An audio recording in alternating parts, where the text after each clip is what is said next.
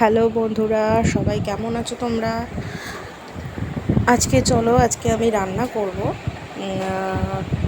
সেটা হলো chicken veg কারি।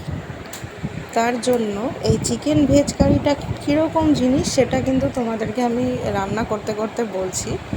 তো এটা সমস্ত সবজি দিয়ে একটা চিকেনের প্রিপারেশন, খুব বোনলেস চিকেনের। তো প্রথমেই দেখো, কড়াতে আমি তেল দিয়ে দিয়েছি। তেলের মধ্যে দিয়ে দিয়েছি গোটা গোলমরিচ ফোড়ন, তারপর দিয়ে দিয়েছি তেজপাতা দেওয়ার পরে আমি একে একে দিয়ে দিয়েছি 1 চামচ আদা বাটা, 1 চামচ রসুন বাটা নয়, রসুনটাকে একটু থেতো করে নিয়েছি। এরপরে এর মধ্যে আমি দিয়ে দিচ্ছি 2 বড় সাইজের পেঁয়াজ কুচি। পেঁয়াজটা ভালোভাবে একটুখানি নেড়ে চেড়ে নেব। এর মধ্যে আমি একে একে সবজিগুলো দিয়ে দেব। টুকরো টুকরো করে ছোট ছোট করে আমি সবজি কেটে নিয়েছি। এখানে দেখো 2 কাঁচা লঙ্কা আমি চিড়ে দিয়েছি। এখানে দিয়ে দিচ্ছি গাজর, নিয়েছি বিনস, আর আছে ক্যাপসিকামটা আমি এখন দেব না। টমেটো আর ক্যাপসিকামটা আমি কিন্তু পরে দেব। এবার যেটা বলবো সেটা হলো, আমার কাছে এই সবজিগুলো ছিল তাই আমি এগুলো ব্যবহার করেছি। তোমরা কিন্তু এখানে ব্রোকলি বা বেল পেপার, হলুদ bell pepper, red bell pepper, বা তার সঙ্গে তোমরা চাইলে মটরশুঁটি, তার সঙ্গে ফুলকপি, যা যা সবজি আছে সব কিছু এগুলো দিয়ে বানিয়ে, এটা কিন্তু বাচ্চা বড় সবাইকেই দেওয়া যেতে পারে। ভীষণ হেলদি একটা খাবার।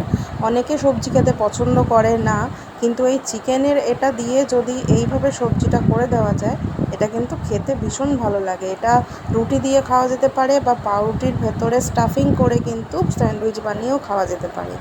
এর মধ্যেই আমি কিন্তু দিয়ে দিয়েছি বোনলেস করে কেটে রাখা চিকেন। তারপর দিয়ে দিয়েছি 2 বড় বড় সাইজের টমেটো, আর দিয়ে দিয়েছি একটা গোটা ক্যাপসিকাম। এটা কিন্তু একদম খুব সহজ একটা রেসিপি। এটা খুব কম সময় হয়ে যায়। দিয়ে দিয়েছি সামান্য নুন,